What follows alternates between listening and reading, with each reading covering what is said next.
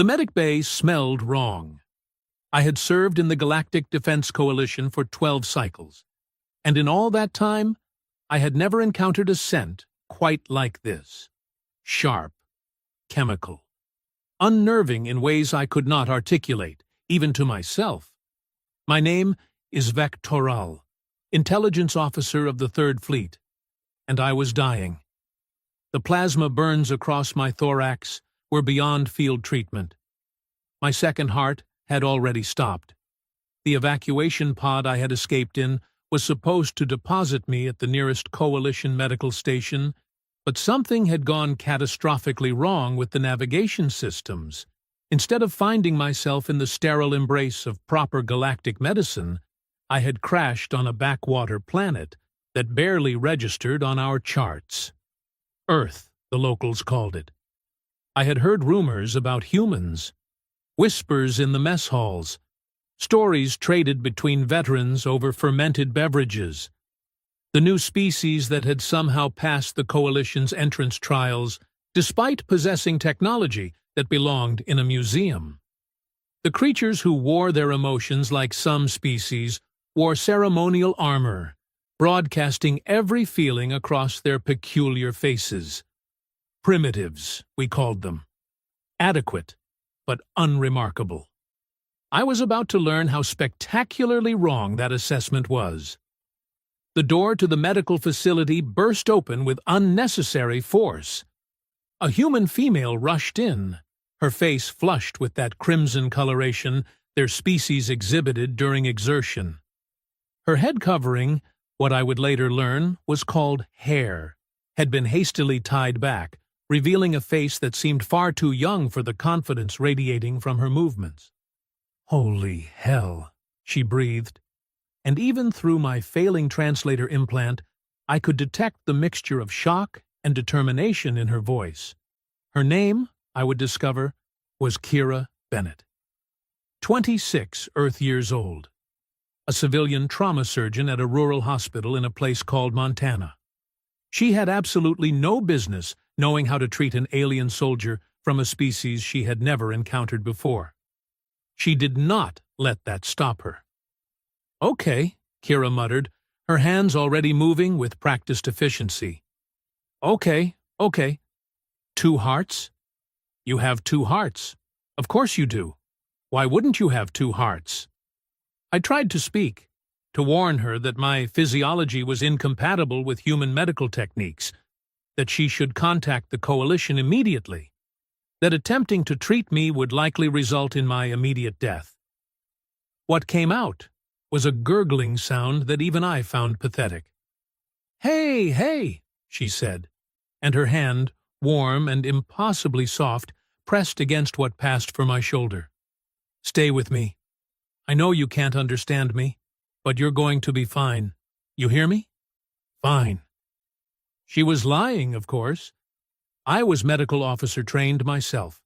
I knew what fatal injuries looked like, and mine qualified spectacularly.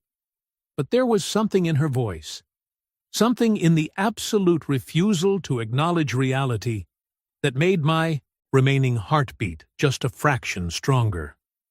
The next hour dissolved into a blur of pain and impossible competence.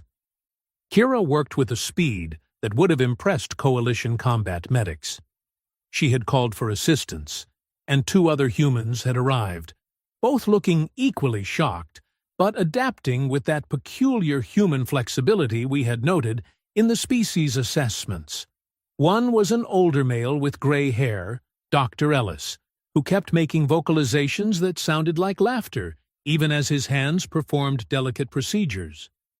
The other was a younger female named Jenna, whose hands shook for approximately 30 seconds before steadying with remarkable resolve. "His blood is blue," Jenna whispered, staring at the fluid coating her gloves. "So is a horseshoe crab's," Kira replied without looking up. "Hemocyanin instead of hemoglobin. Ellis, I need you to stabilize this organ. Is this a lung? It looks like a lung had a baby with a bellows." "I have no idea what I'm doing," Ellis admitted cheerfully, his hands nonetheless moving with precision. But neither did I when they first showed me a human heart in med school, and those people turned out mostly okay. That statement should have terrified me. Instead, I felt something else entirely. Something warm and completely inappropriate given my circumstances. Hope, I realized with shock. The humans were giving me hope. They had no proper equipment for my species. Their scanning technology was laughably primitive, barely able to penetrate my dermal layers. Their surgical tools were designed for their own fragile biology, far too crude for the delicate work required. They had no database of Threxian physiology, no guide to our organ placement, no knowledge of which chemicals would poison us and which might save us. They improvised anyway.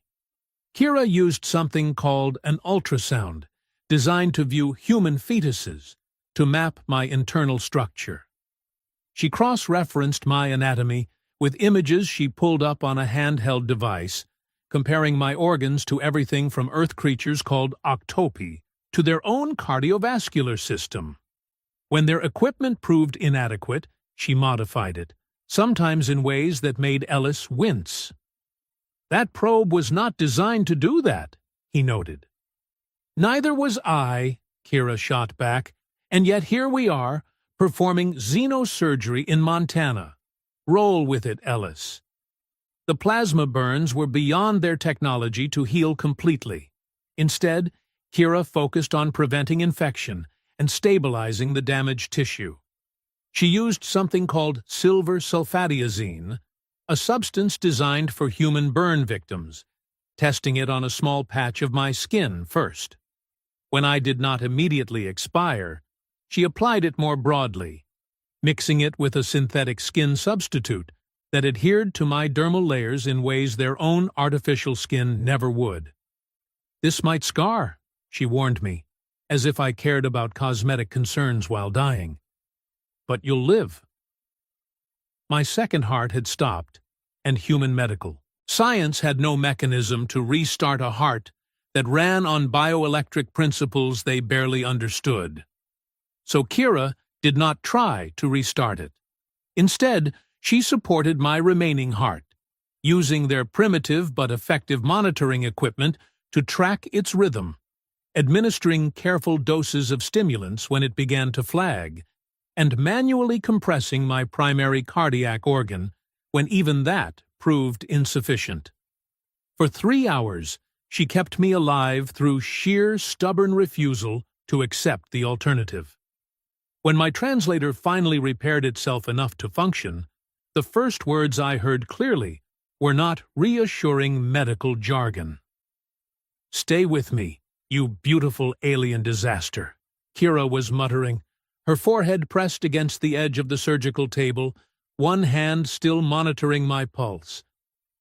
I did not spend 3 years in trauma surgery to lose my first extraterrestrial patient. You're going to live, and then you're going to tell me all about space, and maybe introduce me to other aliens, and basically make this entire terrifying experience worth the therapy I'm definitely going to need. I managed a weak laugh, which came out sounding like gravel in a waste processor. Kira's head snapped up, her eyes, a peculiar shade of brown with green flecks, widening. "You understood that," she whispered. "Oh my God, you understood that." "Yes," I rasped, my voice raw but functional. "Your bedside manner needs work." Kira's face did that thing human faces do when they experience joy, stretching into what the species calls a smile. It should have looked grotesque, that display of teeth and emotional vulnerability. Instead, I found it oddly comforting. "You're talking," she said, and I realized with surprise that her eyes were leaking. Tears, I remembered. Humans leaked when emotional. "You're actually talking. Ellis, Jenna, he's talking." "I am also," I managed, "still dying." "Well, yes," Kira admitted, sitting back and wiping her face with the back of her hand, leaving a smear of my blue blood across her cheek. but significantly less dying than you were 3 hours ago. We're going to call that a win." Ellis appeared beside her, his face bearing that expression humans made when satisfied. "Your vitals are stabilizing. That second heart of yours is still offline, but your primary ticker is holding steady. Whatever Kira did, it worked." "Whatever I did?" Kira laughed, the sound slightly unhinged. "Ellis, I have no idea what I did. I was making it up as I went along." "The best medicine often involves controlled improvisation," Ellis replied sagely. I looked between them, these humans who had saved my life using nothing but inadequate tools, incomplete knowledge, and apparently sheer stubbornness. Standard coalition protocol would have declared me unsalvageable. My own people would have focused on making my death comfortable rather than attempting the impossible. These humans had not received that memo. "Why?" I asked, the question escaping before I could consider the wisdom of it. "Why save me? Your species barely knows we exist. I could be dangerous. I could be carrying diseases. I could be a threat." Kira looked at me as though I had asked why water was wet. "Because you needed help," she said simply. "What else would we do?" Over the following days, I learned that this was not merely Kira's personal philosophy. It was, apparently, a distressingly common human trait. The hospital administrator, a stern woman named Margaret, who had initially been furious about the unauthorized use of medical facilities, took one look at my condition and authorized whatever resources Kira needed. The local government, after approximately 6 hours of panic, decided that harboring an injured alien was perfectly acceptable, and began making arrangements to contact the coalition. The town's residents started leaving food at the hospital, uncertain what I could eat but determined to help anyway. One elderly human male left a casserole and a note that read, "Welcome to Earth. Sorry about the crash." I consumed the casserole carefully, analyzing each component. It would not kill me, though the dairy products their species enjoyed would require my system to adapt. The note, however, affected me more than the food. The casual acceptance, the apology for circumstances beyond their control, the simple welcome. Humans, I was learning, were dangerously kind. Kira visited daily, even after her shifts ended. She brought me human entertainment, attempting to explain concepts like movies and music.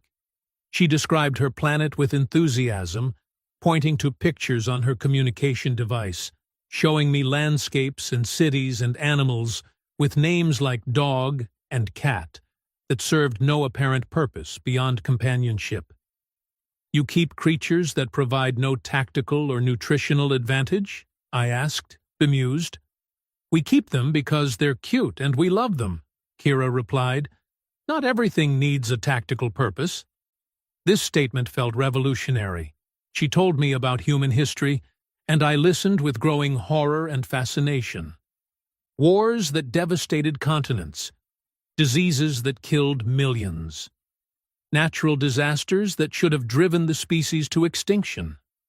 Through all of it, humans had persisted, adapted, and somehow retained that irrational optimism that seemed baked into their genetic code. "We're stubborn," Kira explained. "It's basically our species' defining trait. We don't know when to quit." "That much," I said dryly, "I had noticed." My recovery should have taken months. Human medical intervention, combined with my own people's regenerative abilities, compressed it to weeks. My second heart remained offline, which would require coalition medical technology to repair. But I was mobile, functional, and alive against all reasonable expectations. The coalition arrived on day 17. A diplomatic vessel, sleek and impressive, descended on coordinates I had transmitted. The landing drew crowds of humans, all eager for their first official contact with galactic society. Their enthusiasm was adorable and slightly concerning in equal measure. Ambassador Krell Tarn, a Vosh diplomat whose species had been coalition members for 600 years, emerged from the vessel with appropriate gravitas. His entourage included medical personnel, security forces, and various officials, whose purpose I could not immediately determine. I stood beside Kira as they approached, acutely aware of how primitive Earth's landing area looked compared to proper spaceports. The humans had cleared a field and added lights. It was charmingly inadequate. "Officer Vectoral." Krell Tarn's voice resonated through his chest cavity, his translator rendering it in perfect galactic standard. "We are relieved to find you alive. Your emergency beacon suggested fatal injuries." "The reports of my death," I replied, "were greatly exaggerated, thanks to human intervention." Krell Tarn's eyes, all four of them, focused on Kira.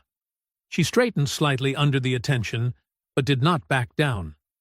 Humans, I had learned, had little instinctive fear of the unknown. It was either admirable or insane, possibly both. "You are the medical practitioner responsible for his survival?" the ambassador asked. "I'm one of them," Kira replied. Dr. Ellis and Nurse Jenna helped. So did basically everyone at the hospital. It was a team effort. "Using human medical technology," Krell Tarn said slowly, as though confirming an impossibility. "On a species you had never encountered before." "Yeah," Kira agreed. "It was honestly terrifying. Would not recommend. 10 out of 10 for excitement. 3 out of 10 for knowing what I was doing." I watched Krell Tarn process this response. Humans had not yet mastered diplomatic doublespeak. They tended to say exactly what they meant, a trait that would either serve them well or catastrophically poorly in galactic politics. "The Coalition," the ambassador said carefully, "wishes to express its gratitude for preserving the life of one of our officers. Such intervention, particularly given the risks and unknowns, speaks well of your species' character." He produced a small case from his robes, opening it to reveal a medal inside. The Coalition Star of Mercy, awarded to individuals who saved lives at significant personal risk. I had seen them awarded perhaps 3 times in my entire career, always to decorated combat medics, never to a civilian of a species barely admitted to galactic society. "This honor is traditionally reserved for Coalition members," Krell Tarn explained, lifting the medal. "However, circumstances warrant exception. Dr. Kira Bennett, on behalf of the Galactic Defense Coalition and by the authority vested in me, I present you with the Star of Mercy in recognition of extraordinary medical intervention and preservation of sentient life." He placed the medal in Kira's hand.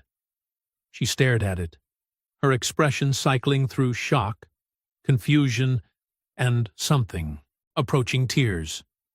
"I just did my job," she said quietly. "No," I interjected, stepping forward. "You exceeded your job by several magnitudes.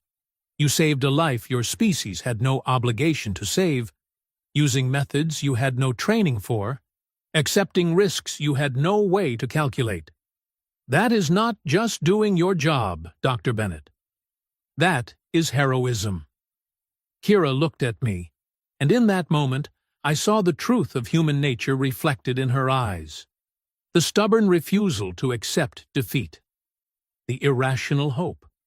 The bone-deep conviction that every life mattered, regardless of origin or circumstance. Dangerous, I had thought when I first crashed. These humans were dangerously kind. I had been correct. Their kindness was dangerous indeed, but only to those foolish enough to mistake it for weakness. The medal ceremony concluded with appropriate formality.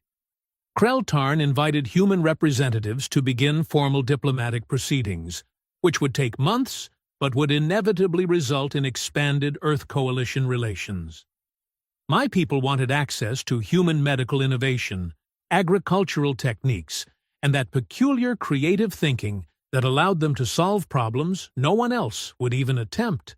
But, as the diplomatic vessel prepared to depart, taking me with it for the cardiac repair I required, I found myself hesitating at the boarding ramp. Kira stood among the crowd of humans who had gathered to watch the aliens leave. She still held the medal, turning it over in her hands as though unsure it was real. I approached her one final time. "Thank you," I said simply, because sometimes human directness was exactly right. "For my life, for your kindness, for showing me what your species is truly capable of." Kira smiled, that peculiar expression that still looked slightly wrong but felt entirely right. "Come back sometime," she said. "We'll have coffee. I'll teach you about terrible Earth reality TV. It'll be great." "I would like that," I replied, meaning it more than was probably appropriate for a coalition intelligence officer. As the vessel lifted off, carrying me back to the wider galactic community, I looked down at Earth growing smaller beneath us. That small blue planet, barely notable on coalition charts, inhabited by a species we had dismissed as adequate but unremarkable. We had been so magnificently wrong. Humans were neither adequate nor unremarkable.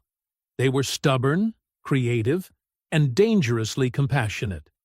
They would reshape the galactic community in ways we could not yet imagine, not through military might or technological superiority, but through that fundamental refusal to give up on anyone, even dying aliens who crashed unannounced into their lives. The galaxy, I suspected, was about to learn what I had learned. Humanity was not a species to be underestimated, and any civilization wise enough to recognize that would benefit enormously from having humans as allies. The medal Kira held would be the first of many. Of that, I was absolutely certain. 6 months. That was how long it took for coalition medical technology to repair my second heart, process the diplomatic paperwork, and clear me for active duty. 6 months of recuperation on the medical station orbiting Proxima Centauri, surrounded by the finest physicians the galaxy had to offer, all of them fascinated by how primitive human medicine had kept me alive long enough for proper treatment. 6 months of thinking about a surgeon in Montana who had saved my life with improvised equipment and sheer determination.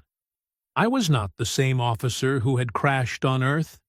The experience had changed something fundamental in how I viewed the universe, particularly how I viewed humanity. My reports to coalition intelligence reflected this shift, though I suspected my superiors thought the trauma had affected my judgment. They assigned me to the newly established Earth Liaison program anyway. Apparently, having nearly died on a planet made you the ideal candidate to facilitate diplomatic relations with that planet. Coalition logic at its finest. The position came with unexpected privileges: regular travel to Earth, direct communication channels with human governmental bodies, access to their scientific communities as they worked to bridge the technological gap between their civilization and the rest of the galaxy. It also came with one specific request I had submitted personally, and had, somewhat to my surprise, been approved: medical consultation rights with Dr. Kira Bennett. The official justification was that my unique case required ongoing monitoring by the physician most familiar with the initial treatment. The real reason was that I wanted to see her again, wanted to understand if that spark of connection I had felt was genuine or merely trauma-induced gratitude. The transport shuttle descended through Earth's atmosphere 3 weeks after my official appointment to the liaison program. I had sent advance notice to the hospital in Montana, keeping the message professional and brief. Dr. Bennett's response had been characteristically human. "You better bring space stories, good ones, the kind with laser battles and diplomatic incidents. Also, "Do you drink coffee now? Because I've found an amazing new roast." The hospital looked exactly as I remembered it. Small by galactic standards, but clean and efficiently organized. The humans had added a discreet landing pad since my last visit, a concession to the increased alien traffic their world was experiencing. Earth had become something of a curiosity in Coalition space, the newest member world with the most improbable success stories. My survival was merely the first. Kira met me at the entrance, and I was struck again by how young she appeared by Threxian standards. Our species aged differently, our lives spanning nearly 2 centuries on average. Humans burned bright and fast, packing tremendous experience into their brief decades. "Vec," she said, using the shortened name she had adopted during my recovery. Her smile was immediate and genuine. "You look amazing. Both hearts working?" "Both hearts functioning at optimal capacity," I confirmed, allowing myself a small smile in return. "Thanks to you keeping one operational long enough for proper repairs." "Team effort," she reminded me, but her pleasure at the compliment was obvious. "Come on, I've got about an hour before my next surgery. Let's catch up." She led me through the hospital to a small outdoor area humans called a courtyard. Plants grew in organized chaos, and the air smelled of growing things and that peculiar earth mixture of oxygen and nitrogen that still felt slightly foreign to my respiratory system. We sat at a metal table, and Kira produced 2 containers of the beverage called coffee.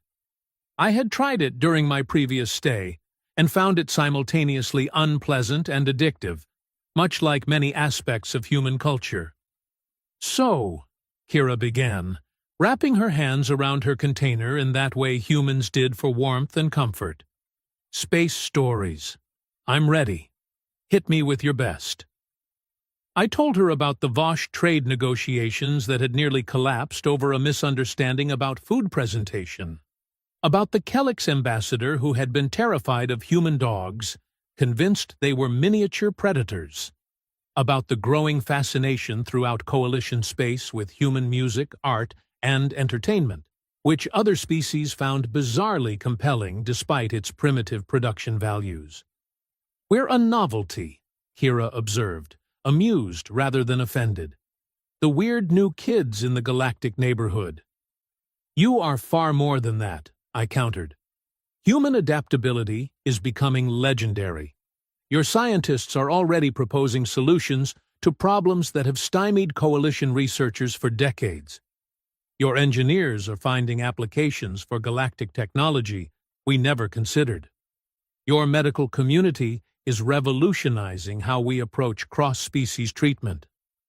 Kira raised an eyebrow. "Because I got lucky with you?" "Because you succeeded where you should have failed," I corrected. "And because you taught us something crucial. We had become complacent, relying on established protocols and proven methods. Humans approach every problem as though protocols are merely suggestions. That flexibility is valuable beyond measure." She considered this while sipping her coffee. "I've been consulting with some Coalition medical researchers," she admitted. "They want to document what we did, turn it into actual protocols for emergency xenomedicine. It's wild, honestly. 6 months ago, I was treating broken bones and appendicitis. Now I'm helping write procedures for treating species I can't even pronounce." "How are you handling the attention?" I asked, genuinely curious. "It's weird," Kira said honestly. "Good weird, mostly. The medal you guys gave me opened doors I never expected. I've been invited to speak at conferences, consult on research projects, even got offered a position at a hospital in Geneva that specializes in preparing for more alien contact." Something in my chest tightened at the thought of her leaving Montana. Irrational, given that my duties would take me all over Coalition space. Still, I had imagined her here, in this small hospital, exactly as I had left her. Are you considering the position? I asked, keeping my tone neutral. Kira looked at me for a long moment, and I had the unsettling feeling she could read more in my face than I intended to show. I haven't decided, she said carefully. Part of me wants to stay here. This is home. These are my people. But another part thinks about all the good I could do out there, helping facilitate better medical understanding between species, making sure what happened with you becomes standard practice, instead of a lucky accident. It was not luck, I insisted. It was skill, determination, and courage. It was terrifying, Kira laughed. I had nightmares for weeks about accidentally killing you because I used the wrong medication or cut the wrong organ. Still do sometimes. The admission surprised me. Humans hid their vulnerabilities so poorly, wearing their fears and hopes openly. It should have been a weakness. Instead, it felt like trust. I have something for you, I said, retrieving a small case from my carrying pouch. From the Coalition Medical Council. Kira opened it cautiously, revealing a data chip and a formal-looking certificate rendered in multiple languages, including English. What is this? A provisional medical license for xenomedicine practice, I explained. Valid across all Coalition member worlds.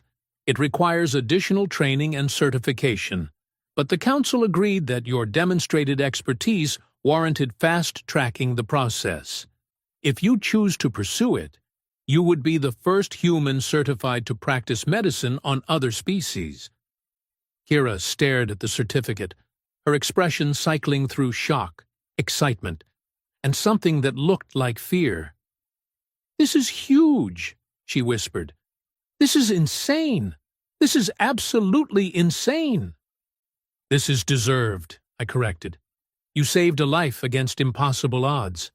The galaxy noticed." She looked up at me, eyes bright. "Did you have anything to do with this?" "I submitted a recommendation," I admitted. The decision was theirs entirely. "Vec!" Her voice carried that particular tone humans used when they were feeling emotional. "Thank you, seriously. This is incredible." "You are incredible," I said, meaning it more than was probably wise. "You represent the best of what humanity offers to the greater galactic community." The moment stretched between us, charged with something I could not quite name. Human emotions were contagious, apparently. My species prided itself on logical thinking and emotional restraint, but sitting across from Kira Bennett, watching her process this life-changing opportunity, I felt decidedly unthrexian levels of sentiment. Her communication device buzzed, breaking the moment. She glanced at it and sighed. "My surgery is in 15 minutes. I have to prep." She stood, then hesitated. "How long are you on Earth?" 3 weeks this visit, I replied, establishing liaison protocols with various human governmental bodies. Tedious, but necessary. "Have dinner with me," Kira said suddenly. "Tonight. Nothing fancy, just local food and conversation. I want to hear more about the galaxy, and you need to try actual Montana beef before you leave." I should have declined. Maintaining professional boundaries between Coalition officers and civilian consultants was standard protocol. Personal relationships complicated diplomatic assignments. "I would enjoy that very much," I heard myself say. Kira's smile could have powered a small star. That evening, she took me to what she called a steakhouse, a human establishment that specialized in cooking animal flesh to various degrees of thermal preparation. The other patrons stared openly at my presence, but Montana humans had grown somewhat accustomed to occasional alien visitors. Several nodded greetings. One elderly female actually waved. "You are something of a local celebrity," I observed. "We're both local celebrities," Kira corrected, studying a menu. "The alien who crashed and the doctor who saved him. We're basically a feel-good news story that people bring up at parties. The meal was educational. Humans consumed dead animal tissue with an enthusiasm that should have been disturbing but was somehow endearing. Kira ordered something called a ribeye, cooked to medium-rare specifications, and spent considerable effort explaining the cultural significance of cattle ranching in Montana history. I tried a small portion. The texture was challenging, but the flavor was acceptable. More importantly, Kira's obvious pleasure in sharing her culture made the experience worthwhile. "Tell me about Threxia," she requested, working through her meal with efficient precision. "Your homeworld, what's it like?" I described the crystal cities of my planet. The twin suns that painted our skies in shades humans had no names for. The vast archives where my people stored millennia of accumulated knowledge. I told her about our complex social hierarchies, our emphasis on intellectual achievement, our slow, careful approach to change and innovation.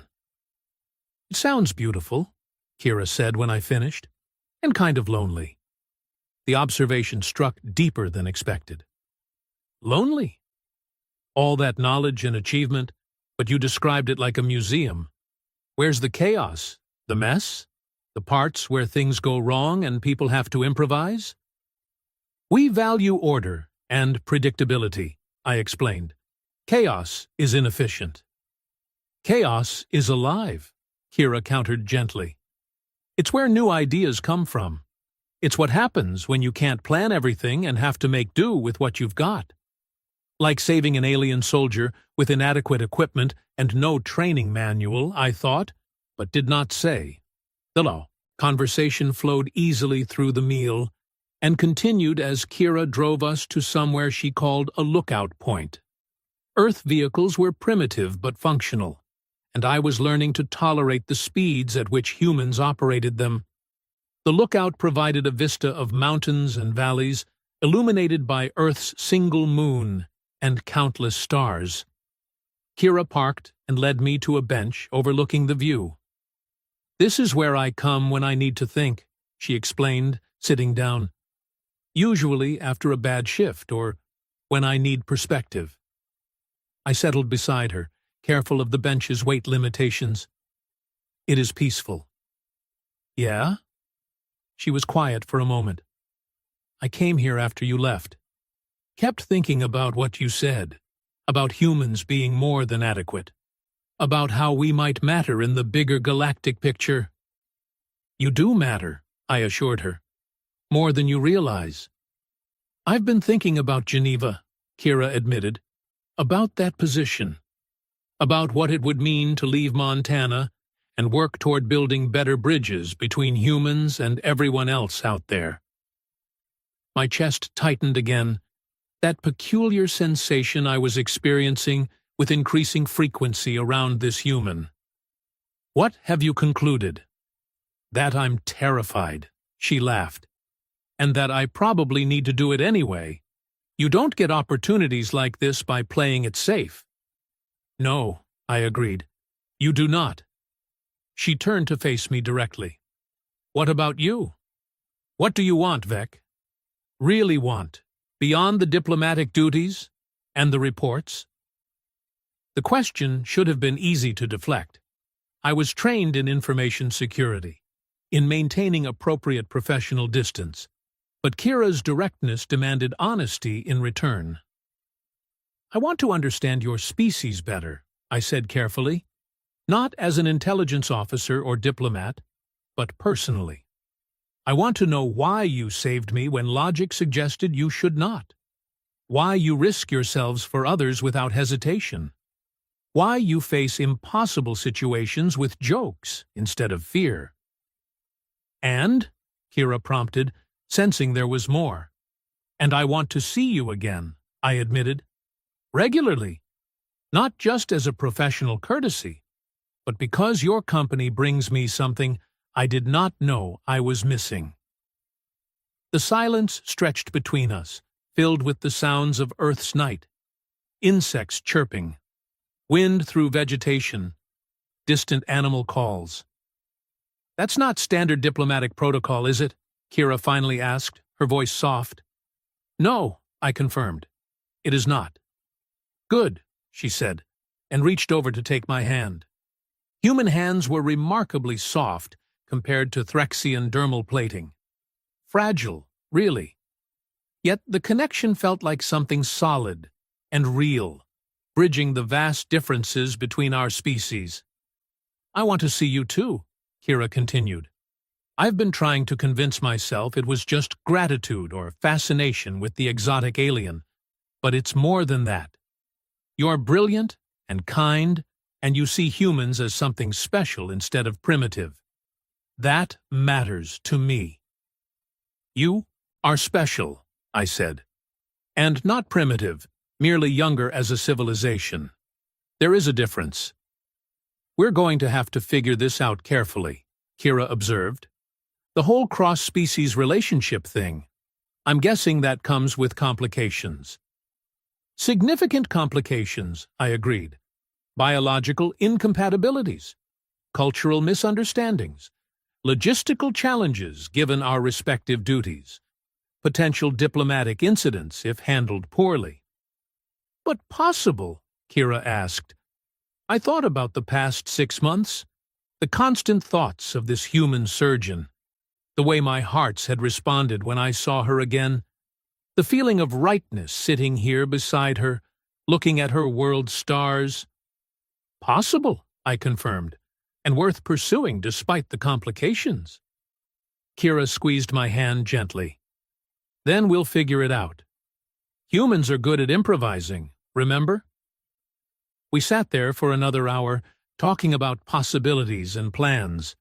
Kira would pursue the Geneva position, building her expertise in xenomedicine. I would continue my liaison duties, but request frequent assignments to Earth. We would communicate regularly, navigate the complexities together, and see where this improbable connection might lead. It was messy and uncertain, and completely illogical by Threxian standards. It was also perfectly human, I was learning. And perhaps that was exactly what I needed. The next 3 weeks passed too quickly. I completed my official duties, establishing protocols and communication channels that would facilitate Earth's growing integration into coalition affairs. But the moments I treasured most were the stolen hours with Kira, learning about her world and teaching her about mine. She introduced me to human art, music that conveyed emotion through sound patterns I was still learning to interpret.